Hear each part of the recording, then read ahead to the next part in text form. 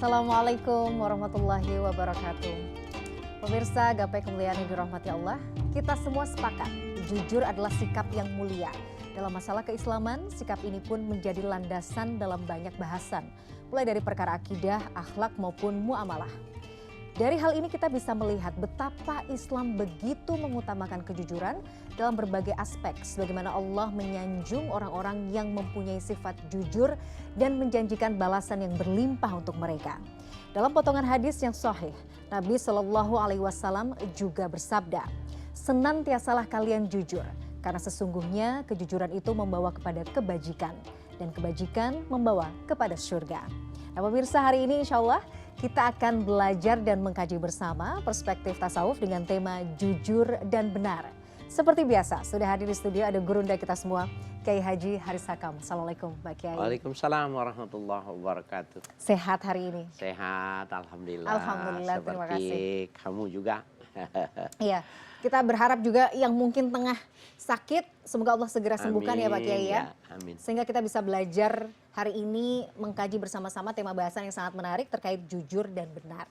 Nah, bagi Anda pemirsa yang juga memiliki pertanyaan, Anda bisa mengirimkan pertanyaan Anda berupa teks maupun video melalui nomor WhatsApp yang tertera di layar kaca. Anda juga berkesempatan untuk bertanya langsung kepada Pak Kiai melalui sambungan Zoom yang nanti akan ditentukan oleh tim Gapai Kemuliaan. Nah langsung, kalau kita bicara tentang jujur Pak Kiai, ya kita semua sepakat ya. Semua orang setuju kalau jujur itu sifat yang mulia. Tapi bagaimana kemudian perspektif tasawuf, kacamata sufi ini membedah jujur yang sebenarnya, hakikatnya jujur itu seperti apa? Ya, baik. Bismillah, walhamdulillah, wassalatu wassalamu ala rasulillah, amma ba'du. Mbak Mila dan para pemirsa, jujur itu memang laksana mata uang yang akan laku di semua negara. Jadi betapa pada peradaban manusia itu yang tertinggi itu memang adalah jujur, benar. Dan jujur dan benar itu diwakili dengan satu kata, as-sidqu. Ya, jadi sidik itu sudah punya kandungan makna dia benar dan ada kejujuran di dalamnya. Di dalam hadis Rasul Sallallahu Alaihi Wasallam memberikan sebuah penegaskan bahwa alaikum bisidqi. Lazimkan, biasakan semua hal itu dengan jujur, dengan benar. Itu memang diperintahkan sama Nabi. Fa'inal birra yahdi ilal bir. Jadi kalau dia memulainya dengan jujur itu, kejujuran itu akan mendorong, mengarahkan kepada sesuatu yang baik. Ya, wa innal birra yahdi ilal jannah. Dan kebaikan itu yang bisa mengarahkan orang untuk masuk ke dalam sorga. Nah, jadi betapa kita bisa pahami urutan dari yang diajarkan oleh Nabi itu. Bila kita bisa berlaku jujur, pahamilah bahwa itu sebenarnya instrumen masuk sorga gitu loh. Jadi nggak mungkin pembohong itu masuk sorga gitu. Nah, jadi kalau kita punya sifat jujur itu, maka kita sebuah punya sifat yang dimuliakan. Jadi salah satu kebaikan yang Allah yang diberikan kepada seorang hamba itu ketika orang itu ditanamkan rasa jujur. Maka dia sudah punya potensi untuk melakukan kebaikan. Nah, jadi sebelum kita punya sesuatu, punyailah jujur. Nah, maka dengan jujur itu dia sudah bisa mengarahkan. Jadi memang kejujuran itu sudah mengarahkan gitu. Jadi karakter yang bisa mengarahkan pada tahapan-tahapan perilaku. Oke. Jadi kejujuran itu adalah juga tanda keimanan seseorang. Ya. Jadi kalau orang ini memang sudah, kita semua sudah paham kalau beliau ini jujur. Jadi lekatlah keimanan itu ya dalam dirinya ya Pak Kiai. Ya, artinya imannya orang yang bagus, cirinya dia jujur. Oke. Ya. Nah Pak Kiai, kadang-kadang itu ya walaupun kita tahu ya sebenarnya kita sepakat bahwa jujur itu memang mulia. Tapi di zaman sekarang kayaknya itu menjadi sebuah tantangan. Orang tuh kalau jujur tuh kadang-kadang ada saja godaannya. Zaman sekarang nggak usah jujur-jujur banget deh dalam hal apapun gitu ya misalnya Pak Kiai ya. Udahlah nggak usah jadi orang yang sok suci, jujur-jujur banget. Sekarang tuh orang jujur nggak bakalan mujur kalau sekarang. Banyak yang kemudian membuat statement demikian gitu. Nah bagaimana kemudian Islam itu bisa apa ya, mengcounter statement seperti ini? Bisa jadi perkataan itu memang faktual. Nyatanya benar gitu. Kalau dia mau ngambil kesempatan, kalau dia mau bersaing, kalau dia mau eksis, maka dia nggak bisa jujur-jujur saja. Maka dia akan terproteksi, terjaga, ya terbentengi untuk maju gitu. Tapi sebenarnya kalau dia jujur, nggak ada yang bisa membatasi kejujuran itu sebenarnya. Jadi kira-kira ya kalau umpamanya sebuah perjalanan, kalau dia by system gitu, tetapi dia lakukan dengan mencuri sedikit, berbohong sedikit, dia itu bisa lebih cepat gitu. Orang yang jujur bisa jadi dia tidak bisa menggunakan itu sistem itu, tapi Allah kasih sistem yang lain gitu loh. Enggak bisa. Jadi tidak bisa ketetapan Allah itu ditutup oleh usaha manusia itu nggak bisa. Jadi kalau kita misalnya bahasa kita nggak jujur ya dengan jalan ya akal-akalan manusia gitu ya, Allah pasti akan kasih inilah ya. Pasti kasih jalan. Pasti kasih jalan juga. Dan kepada orang yang memang senantiasa jujur ya Pak Kiai, itu Allah nggak tidur. Jadi Allah akan kasih tetap solusi ya dari. Hari solusi bahkan pada hal yang terpahit. Kalau dia jujur itu ini loh, dapatnya ini. Dan ini ketika ini sudah dibuat sedemikian rupa dengan sistem, dengan manajemen yang bagus ini, dia bisa kebersamaan ini menghasilkan ini. Dia ketika dia jujur dia tidak bisa mendapatkan ini. Tidak dia mendapatkannya itu tadi, peluang yang dia tidak dapat, keuntungan yang tidak dapat, bahkan ketika rezekinya habis dia mati berkalang tanah, tetap saja dia lebih mulia daripada yang ini gitu loh. Jadi ukurannya jangan ukuran manusia, ya. Lagi-lagi tuh gitu. Kadang-kadang, aduh sekarang tuh manusia jujur tuh kayaknya susah gitu. Karena semua harus berlomba-lomba dengan cara yang kadang halal aja susah gitu ya. Bahasanya haram aja susah gitu nyarinya, apalagi halal. Kadang-kadang orang mencari jalan pintas, nggak jujur untuk bisa itu tadi Pak Kiai. Nah kalau kita perhatikan redaksi yang diucapkan Nabi bahwa asidku yahdi ilal bir. Jadi karakter jujur itu mengarahkan kepada bir. Bir itu artinya baik, untung, ya sukses. Kalau itu sudah dijanjikan maka la yukhliful mi'ad, tidak akan ada yang bisa menyalahi itu. Gak ada yang bisa menutup itu, gak ada. Gitu. Jadi memang dia menjalani satu, jadi kira-kira orang yang menapaki jalan yang sudah diatur itu, dia nggak bisa dikalahkan oleh cara yang bagaimanapun hebatnya, susunnya begitu rapi, strategi yang sifatnya manusiawi itu nggak bisa membendung ini, nggak bisa. Oke, jadi hati-hati kalau nggak jujur, malah justru kalau nggak jujur itu nggak akan mujur ya. Mujurnya mungkin nggak mujur di dunia, tambah lagi nggak mujur di akhirat ya Pak Kiai ya. Rugi. Nanti kita bahas lagi. Insya Allah. Pemirsa jangan kemana-mana, Gapai Kemuliaan masih akan kembali sesaat lagi.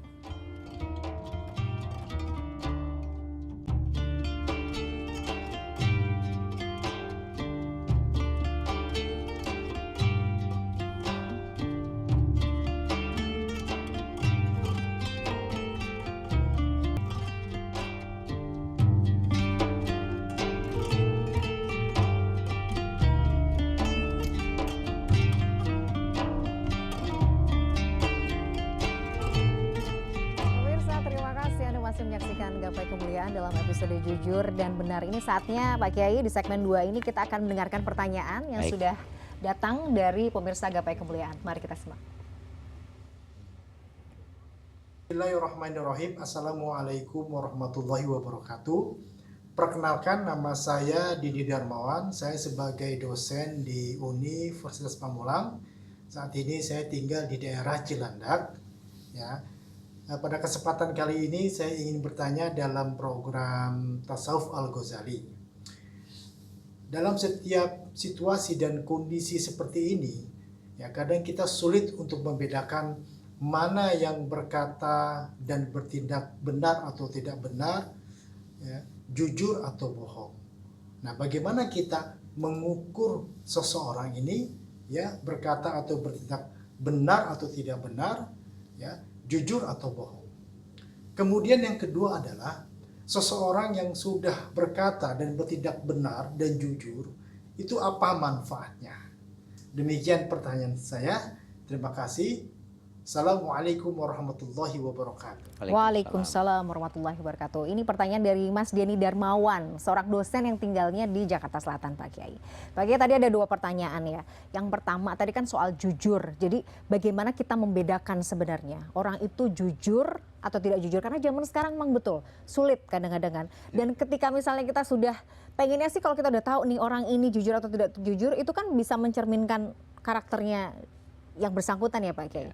Sama yang kedua, kalau misalnya kita itu kemudian tidak jujur juga sering berbohong, itu apa kemudian dampaknya? Begitu juga kalau kita senantiasa terus jujur, itu dampaknya kepada kehidupan kita seperti apa? Iya, baik para pemirsa dimanapun Anda berada, kalau kita melihat dari permukaan orang yang mengekspresikan kejujuran itu susah. Sulit ya. Ya, ini karena sekarang ada orang yang membaca gestur. Betul. Tetapi gestur itu juga cuma pada ilmu yang sifatnya itu duga-duga. Jadi sebuah kajian yang perlu dipertanyakan juga ketika gestur itu apakah selalu menampakkan, memberikan penilaian secara utuh apa yang ada di dalam hatinya. Sementara bohong dan jujur itu nggak ada, ekspresinya nggak ada. Tidak tercermin sama sekali. Nah, oleh karena itu ukurannya adalah hati. Jadi begini, kalau seandainya orang mengatakan sesuatu gitu, kita pertama tidak a priori sama orang itu. Yang kedua, bahwa kita selalu husnuzon kepada siapapun yang sedang dia berhadapan dengan dia. Pada saat kemuliaan hati yang kita kedepankan, maka sebenarnya kejahatan itu tidak akan bertemu dengan kebaikan. Jadi umpamanya orang itu niatnya jelek, kita niatnya bagus. Itu nggak bisa ketemu. Secara koneksi itu nggak akan bersambung. Maka pada saat itu juga ada bisikan hati yang menjelaskan kepada kita ini kok begini ya gitu ya. Tapi syaratnya tidak didahulukan dengan penilaian. Jadi husnuzan, menganggap semua orang itu baik dalam pengertian itu. Kemudian dia sendiri memang segala sesuatunya itu memang tidak ada hal-hal yang jelek gitu. Kalau orang itu tidak bagus, maka sebenarnya dia sudah ada informasi yang di dalam Al-Qur'an dikatakan fa'alhamaha fujuraha wa taqwaha. Allah lah yang akan mengilhamkan yang baik dan yang buruk itu. Nah, sebab dalam sikap, dalam ekspresi, dalam tampilan nggak ada cerminannya. Tetapi bukan berarti tidak bisa terdeteksi, bisa. Syaratnya itu tadi, kitanya harus dengan kebaikan-kebaikan. Karena sesungguhnya dia tidak akan bertemu. Yang baik dengan yang jelek itu tidak akan bertemu. Dan itu perlu, dan tidak boleh dengan satu penilaian. Dia mesti istiqra. Istiqra itu melakukan sebuah penelitian yang terus-menerus gitu. Melihat lebih dalam gitu ya. Diperhatikan terus bahwa sebenarnya orang yang berbohong itu sebenarnya kata-katanya itu suka kesandung. Betul. Yang kedua, dia tidak konsisten dengan sebuah pendirian. Betul. Jadi kalau kita pandai sebenarnya terlihat, kita ngerti, ya? Dia akan terlihat. Dan pada saat itu ketika kita memaklumi dia, ya sudah, maklumi saja orang ini sedang butuh maka dia mesti berbohong. Kasih saja. Tetapi kita memberinya itu bukan karena dia pembohong. Tapi kita cuma melihat bahwa dia orang yang butuh. Yang lainnya dikesampingkan. Tapi itu bisa jadi memang bohong itu kan sebenarnya juga bisa jadi candu ya Pak Kiai. Maksudnya kalau kita bohong satu hal, itu akan membuat kebohongan-kebohongan lain sebenarnya justru. Ya, bahkan kebohongan yang tidak terbantah dan berulang-ulang, dia menganggap itu sebuah kebenaran. Nah, betul. Jadi ada orang berbohong, karena dia berulang-ulang berbohong itu tidak terbuka, dia menganggap itu benar. Padahal itu fiktif. Itu bisa terjadi. Dan orang yang berbohong sebenarnya kalau dia paham, dia malu. Karena yang pertama kali dia bohongi dirinya sendiri. Sebelum orang lain dibohongi, dia sudah membohongi dirinya sendiri. Nah, ketika dia bersih, dia nggak mau melakukan itu. Nah, jadi betapa kuncinya itu dalam hatinya itu tadi.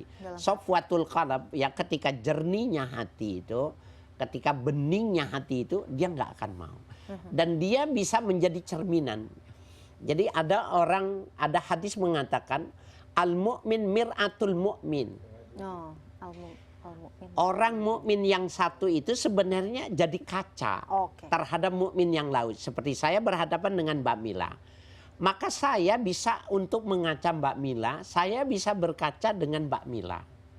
Nah, ketika saya dan Mbak Mila ada yang dusta, ada yang bohong, maka cerminan itu sebenarnya akan terlihat, terpantul. Terpantul. Dari lantaran sayanya terlalu jujur, sayanya apa adanya, sayanya khususan, dia akan mengakui dan dia akan merubah dan dia bisa jadi tidak meneruskannya kebohongannya itu. Oke. Kalah jadinya. Oke, masih ada beberapa pertanyaan. Tapi kita jawab pertanyaan kedua tadi Pak Kiai. Misalnya kita itu senantiasa jujur ya, nggak pernah bohong gitu ya dalam kehidupan gitu.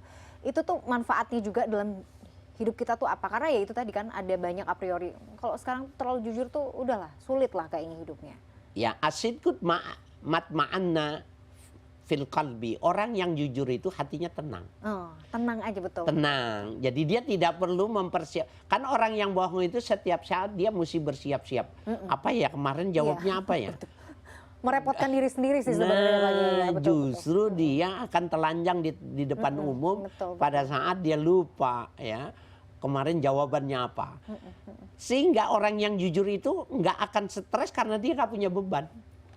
Jadi keuntungannya orang yang jujur itu nggak punya beban kehidupan. Betul, betul. Orang yang tidak jujur dia punya beban kehidupan. Karena dia mesti jaga betul seperti menjaga emas. Jangan sampai dicuri oleh pencuri. Dan itu kayaknya sulit ya Pak Kiai. Ketika orang tuh sudah tenggelam dalam kebohongan ya, yang mungkin dia ciptakan sendiri. Sebenarnya ya akan ada banyak celah ya untuk terbuka sendiri gitu loh kebohongannya. Dalam ilmu tasawuf, bohong itu lawanan dari jujur itu penyakit hati. Penyakit hati, betul. Nah, kalau dia penyakit hati, maka dia bisa diobati. Ya, jadi dia mesti lawan, dia mesti menekan, dan dalam keseharian itu setiap kali kalau dia bisa melawannya di rumah itu, setiap dia menginginkan A, maka dia kasih yang B. Caranya seperti itu. Setiap dia pengen C, ambilnya yang E. Maka itu dengan cara semacam itu, jadi matanya tetap melirik kepada yang dia inginkan, tapi yang dia kasih dikonsumsinya yang bukan dia inginkan. Saya ingat waktu itu analoginya adalah nasi padang. Pengen ambil rendang, udah ambilnya daun singkong aja. Masya Allah, betul-betul. Jadi bagaimana nafsu itu kita tekan. Ketika sudah muncul ya dorongan-dorongan untuk melakukan hal yang tidak baik, salah satunya dusta ya, atau tadi tidak jujur tadi ya Pak Kiai, itu harus ditekan ya. Harus ditekan. Dan itu mengapa juga ada klasifikasi ini yang penting. Pertama, bahwa jujur itu asidku fil qaul. Orang jujur dalam berkata. Itu orang yang baik itu diajarkan oleh Nabi itu dari malam dia sudah niat untuk besok untuk tidak berbohong. Oh. Bahkan itu diniatkan. Ya, diniatkan. Sampai Nabi mengatakan, kenapa kalian tidak seperti Abu Domdom? Itu bukan nama orang ternyata. Jadi Abu Domdom itu simbolik. Orang yang ketika malam dia sudah berjanji kepada Tuhannya, besok tidak mau bohong, tidak mau menipu, tidak mau melakukan kesalahan, tidak mau meninggalkan yang diwajibkan, dan tidak mau melanggar sesuatu yang dilarang. Nah, pada konteks tentang asidku itu, ketika dia dari malam sudah bercita-cita seperti itu, maka perkataannya itu wangi dan disukai oleh para malaikat. Masya Allah, baik-baik. Nah, betapa orang yang sebenarnya berbohong itu, malaikat rahmat itu menekap hidungnya karena yang keluar dari mulut itu bau jifah, bangkai. Nah itu pertama ya, apa itu asidku fil qaul. Yang kedua dan yang ketiga kita harus tahan dulu Pak Kiai. Harus jeda dulu. Pemirsa jangan kemana-mana, Gapai Kemuliaan masih akan kembali sesaat lagi.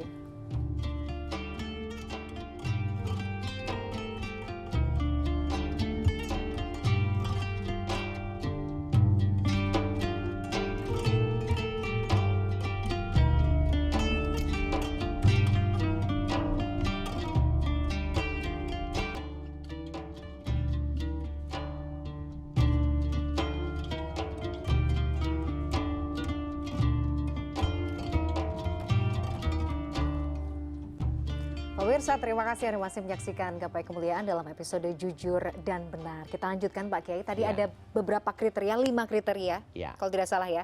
Terkait kejujuran itu yang pertama adalah asidku fil qaul. Jadi jujur dalam ucapan. Ya. Yang kedua itu asidku fin niyati wal iradah. Kalau dia punya niat, kalau dia punya kemauan, maka dia pertama kali dia memberikan dasar itu, kemauan itu benar apa enggak gitu. Jadi ketika keinginan-keinginan yang tidak benar, yang tidak ada kejujurannya, maka dia membatalkannya. Subhanallah, seandainya semua orang punya sikap yang semacam ini, setiap kali keinginannya diukur dulu dengan neraca kebenaran. Ini benar enggak? Maka benar menurut syariat, benar menurut rasio, benar menurut kemanusiaan, maka baru dia melakukannya, baru dia punya keinginan. Nah, yang ketiga, al-sidqu fil azmi wal wafa. Dia bercita-cita ya melakukan sesuatu, dan ketika sesuatu itu dan dia akan memenuhinya. Ada ilustrasi di dalam Al-Qur'an yang menarik itu. La in atana min fadlihi lanasaddaqanna. Ya Allah, seandainya kau berikan karuniamu kepadaku, maka sesungguhnya akan aku sedekahkan. Maka karena niatnya dia baik, Allah tambahkan rezekinya. Tetapi ternyata habis di mall semua. Umpamanya habis di mall semua. Nah, itu namanya tidak sidik pada azam. Ya. Pada janji, pada tekadnya. Ya, pada janji. Nah, yang keempat itu asidku fil amal, ya. Benar di dalam melakukan ibadah. Maka dia tidak beribadah sebelum dia pelajari ilmunya. Nah, ini kan banyak. Kenapa sholat? Pinter sholat. Karena dari kecil hidupnya tidurnya di masjid. Tetangganya sama masjid gitu. Nah, dia kalau dia mau mempertahankan kejujuran, maka dia mesti pelajari. Apa saja yang dia mau lakukan, ibadah dalam pengertian jujur itu dia pelajari dulu sebelum dia lakukan. Jadi jangan melakukan kemudian belajar. Oke. Belajar dulu, ada ilmunya dulu lah, bahasanya begitu ya Pak Kiai. Ya, yang terakhir asidku fi maqamatiddin. Ya, benar dalam makom-makom level-level keagamaan. Jadi kalau umpamanya dia sabar, benar-benar sabarnya. Kalau dia yakin, benar-benar dia yakin. Kalau dia itu mau qanaah, benar-benar maknanya qanaah. Jadi ada 9 level al-munjiyat di dalam ilmu tasawuf. Itu semuanya benar. Kalau dia bertobat, benar-benar dia bertobat. Nah, bila 5 ini ada dan kita terjemahkan ke dalam gerak, maka kita minas siddiqin. Dalam Nabi mengatakan, jadi kan sahabat Abu Bakar As-Siddiq itu gelarnya As-Siddiq. Apakah itu satu-satunya orang yang mendapatkan gelar itu? Enggak. Kata Nabi, wa mayazalul abdu yasduku wa yataharra bisidqi fayuktabu fihi fisiddiqin. Orang yang memang melakukan kebaikan dan dia menyengaja mau melakukan kebaikan dalam aktivitasnya, maka dia ditulis nanti kelompok siddiqin. Jadi nanti dia mengikuti benderanya Abu Bakar As-Siddiq. Jadi itu siapa saja boleh. Nah, cuma itu tadi bahwa benar, jujur itu, bayangkan tadi kita sudah menyinggungnya, dari malam dia sudah mempersiapkan diri. Ya, besok mau jujur, besok tidak akan melanggar, besok akan melakukan ini, semuanya sudah terencana. Nah, jadi orang Islam itu perencanaannya di waktu sebelum tidur.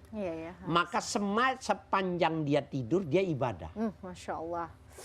Mau ini, mau itu, sudah ditanamkan semua. Bahkan pada hal-hal yang dia mau sholat, mau itu, dia sudah persiapkan wudunya. Setan jauh lebih takut kepada orang yang tidur yang semacam ini ketimbang orang yang sedang lagi sholat tahajud tetapi tidak punya niat semacam ini. Jadi setan ketika mau mengganggu itu jalannya pelan-pelan, takut orang ini terbangun. Gitu. Waktu ditanya, kenapa kau lebih takut kepada orang tidur kepada itu? Karena dia sebelum tidur dia sudah mengikat diri dan dia sudah menjanji sama Allah. Maka sepanjang umurnya dia pada ikatan niat yang as-sidqun niat. betul ya. Jadi kalau misalnya itu tadi kita belajar ya. Jadi sebelum tidur tuh usahakan memang meniatkan segala sesuatu tuh yang baik. Semua. Kalau memang qadarullahnya itu adalah tidur terakhir kita gitu ya Pak Kiai ya. Ya. Mudah-mudahan memang tidur yang Yamutu fil sebaik-baik. ibadah. Betul. Sebaik-baik. Yamutu fil ibadah. Maka dia meninggal dalam ibadah. Allah. Ada hadis mengatakan gini. Bila seseorang itu dia niat nanti malam mau bangun. Saya mau sholat ya Allah. Ya, dia sudah persiapkan. Ternyata karena memang hari itu dia kerjanya fisik banyak. Dia tidak bisa bangun. Maka pada jam yang dia inginkan dia sudah ditulis melakukan berapa rakaat yang dia mau. Dan tidurnya itu adalah sodakoh buat tubuhnya. Jadi betapa subuhnya jadi renggang, tidak kencang lagi. Itu diberikan pahala buat dia karena dia tidur. Dan yang dia niat mau melakukan sholat itu sudah ditulis pada jam dia mau bangun. Begitu baiknya Allah. As-sidq, begitu sangat mahalnya walaupun tidak dilakukan. Aduh, yang penting jujur ya. Tadi jujur terhadap niat, jujur terhadap hati gitu. Pak Kiai, nih misalnya kita menghadapi orang yang dusta, orang yang bohong. Maksudnya kan kita udah tahu nih, karena mungkin udah keciri ya tadi ya, berkali-kali bohong misalnya, kita tahu nih orang itu bohong. Tapi gimana ya kita? Kadang kita udah sebel. Bagaimana baiknya kita menghadapi orang-orang yang seperti ini? Kita tahu dia dusta gitu. Kalau dalam dunia syariat, kita bisnis sama dia, maka sebenarnya kita nggak usah bergaul. Kita nggak usah bergaul lagi, cari rekanan bisnis yang lain. Kenapa? Rekam jejaknya sudah terbaca. Iya, betul. Dan ini nampaknya tidak ada keinginan untuk merubah. Iya. Jadi kalau dokter berapa kali menipu jadi dokter masih tertipu, itu kasus itu bermasalah itu ya. Kalau dia bisa sistem yang dibohongi gitu loh.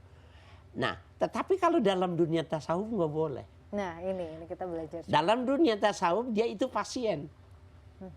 Dia pasien yang dikirim sama Allah yang kita harus punya keinginan merubah dia. Kalau dia bohong, cari esensinya yang suka dia bohong apanya. Oh, kalau dia pedagang sebenarnya. Kalau dia jujur itu untungnya sedikit. Berarti kan masalah yang menjadi latar belakang kebohongan itu adalah keuntungan kan. Iya. Maka kesejahteraannya kita perhatikan, kita selalu jujur sama dia akan hilang dengan sendirinya. Terkikis dia. Jadi masalah intinya yang mesti diselesaikan. Kalau orang itu bohong, memang udah karakternya. Iya, mentalnya sudah begitu. Memangnya bukan cuma dagang, apa saja emang dia suka bohong. Nah ini memang ibarat penyakit ini kronis.